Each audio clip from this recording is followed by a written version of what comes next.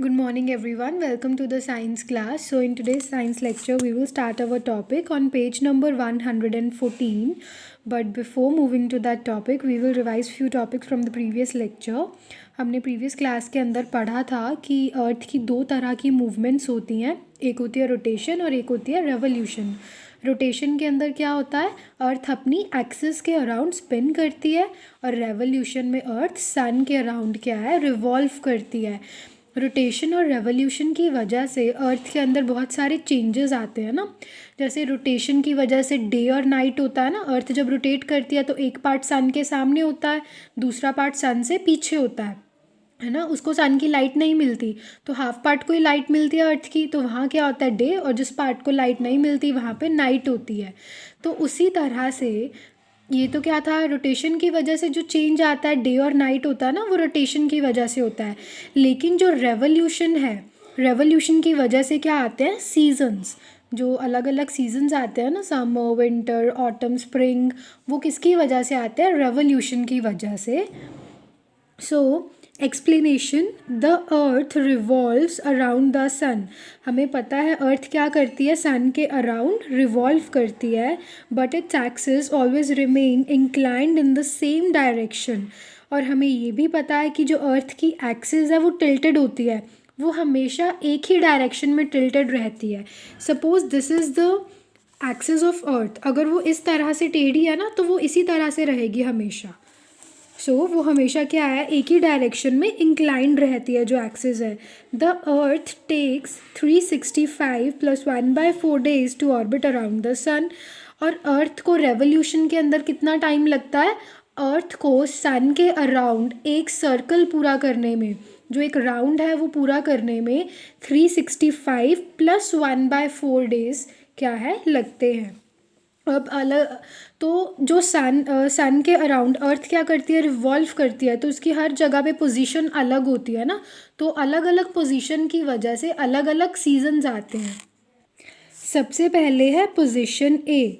In position A the northern hemisphere is tilted towards the sun and has summer. The southern hemisphere is tilted away from the sun and has winter. कौन सी position की बात कर रहे हैं हम, position A की। आपको ये जो एक डायग्राम दिया है इसके अंदर ये क्या है, ये पोजीशन ए है, फिर पोजीशन बी, पोजीशन सी, पोजीशन डी। अब हम देखेंगे कि सीजन्स कैसे आते हैं। ये जो अर्थ है, अर्थ की ये क्या है, एक्सिस है। अब अर्थ का जो ऊपर वाला पार्ट है वो नॉर्दर्न हेमिस्फीयर होता है, नीचे वाला सदर्न हेमिस्फीयर होता है। तो ऊपर वाला पार्ट देखो, जो नॉर्दर्न हेमिस्फीयर है वो क्या सन की टुवर्ड्स टिल्टेड है ना, मतलब उसका झुकाव क्या है, सन की तरफ है। और ये वाला पार्ट क्या है, दूर है। ये वाला पार्ट पास है, ये वाला पार्ट दूर है। तो क्या है, नॉर्दर्न हेमिस्फीयर में समर्स होंगी क्योंकि सन के पास है वो पार्ट, सन से हीट मिलेगी तो वहाँ पे क्या होंगी, समर्स। और नीचे वाले पार्ट में सदर्न हेमिस्फीयर में क्या होंगी, विंटर होगी, क्योंकि वो सन से क्या है, दूर है। उसके बाद है note, days are longer in summers and nights are longer in winters. Winters के अंदर रातें लंबी होती हैं और समर्स के अंदर डेज क्या है, लॉन्गर होते हैं। डेज लॉन्गर क्यों होते हैं, क्योंकि उनको सन की लाइट ज़्यादा टाइम तक मिलती है ना, इसलिए। पोजीशन बी, अब हम पोजीशन बी में चेक करेंगे। In position B days and nights are equal and it is autumn season. In position B जो नॉर्दर्न और सदर्न हेमिस्फीयर हैं वो दोनों को इक्वल ही सनलाइट मिलती है सन से। इसकी वजह से जो पोजीशन बी है उसके अंदर डेज और नाइट्स क्या होती हैं, इक्वल साइज़ की, मतलब जितने टाइम का डे होता है उतने टाइम की ही क्या होती है, नाइट होती है। और इस पोजीशन में कौन सा सीज़न आता है, autumn season. Next is position C. In position C, the southern hemisphere is tilted towards the sun and has summer. अब पोजीशन C में क्या होगा, जो सदर्न हेमिस्फीयर है वो होगा सन की तरफ, उसका झुकाव सन की तरफ होगा, और नॉर्दर्न हेमिस्फीयर दूर होगा। अब तो सदर्न हेमिस्फीयर में अब समर्स आ जाएंगी, नॉर्दर्न के अंदर क्या आ जाएंगी, winters. The northern hemisphere is tilted away from the sun and has winter. अब ये पोजीशन सी के अंदर नॉर्दर्न हेमिस्फीयर दूर हो गया, सदर्न हेमिस्फीयर सन के पास आ गया, तो यहाँ पे समर्स होंगी। नॉर्दर्न हेमिस्फीयर में क्या होगा, वहाँ पे विंटर्स होंगी। यहाँ पे ऑपोजिट है, देखो यहाँ पे नॉर्दर्न में समर थी, यहाँ पे सदर्न पार्ट के अंदर समर्स होंगी, और जो दूसरा वाला पार्ट है उसके अंदर विंटर होगी। Now in position D, again days and nights are equal, and this is the spring season.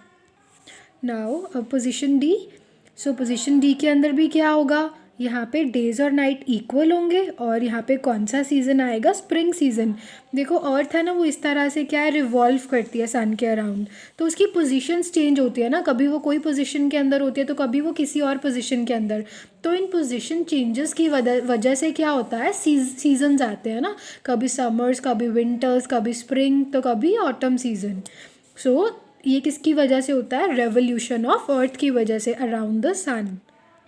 Next is why does the moon look different every night. अब मून है जो वो हर रात को हमें डिफरेंट क्यों दिखाई देता है, कभी वो फुल हो जाता है, कभी हाफ हो जाता है, कभी क्रीसेंट शेप के अंदर दिखाई देता है, तो ऐसा क्यों होता है। The moon appears to be of different shapes because we only see the part of the moon.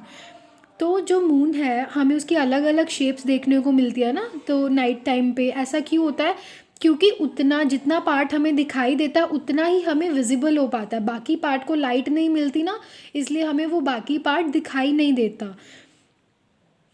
So the moon appears to be of different shapes because we only see the part of moon which is lit up by the sun and this is different on each day।